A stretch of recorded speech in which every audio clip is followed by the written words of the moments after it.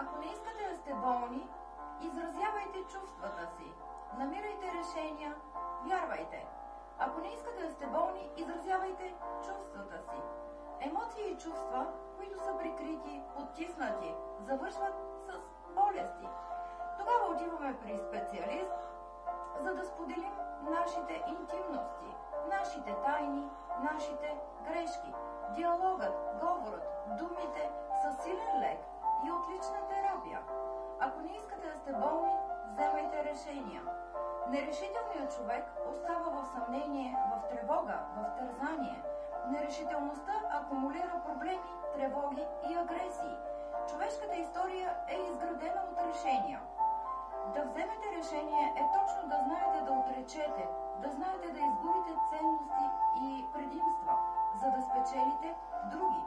Ако не искате да сте болни, намирайте решения. Негативните хора не намират решения и увеличават проблемите. Те предпочитат оплакването, клюките, песимизма. Ние сме това, което мислим. Негативната мисъл създава негативна енергия, която се трансформира в болест. Ако не искате да сте болни, не живейте според външния вид.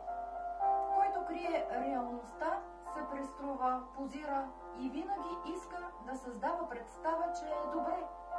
Иска да бъде виждан като перфектен, безгрижен, но акумулира тонове тежест. Няма нищо по-лошо за здравето от това да се живее според външния вид и фасадите. Това са много лъскави хора, но с малки корени. Тяхната съдба е в аптеката, болницата и болката. Ако не искате да сте болни, приемайте. Отказът да се приеме и липсата на самоувереност ни кара да се отчуждаваме. Да бъдем едно със себе си е основата на здравословния живот. Тези, които не приемат това, стават завистливи, ревниви, имитатори, свръхсъстезателни, деструктивни. Бъдете приемани, приемете, че сте приемани, приемайте критиките. Това е мъдрост, здрав разум и терапия. Ако не искате да сте болни, вярвайте. Този, който не се доверява, не комуникира, не е отворен, не създава дълбоки и стабилни връзки, не знае как да създаде истинско приятелство. Без доверие няма взаимоотношения. Недоверието е липса на вяра във вас и в самата вяра. Ако не искате да сте болни, не живейте живота тъжни. Добрия хумор, смехът, почивката, щастието, те възстановяват здравето и носят дълъг живот.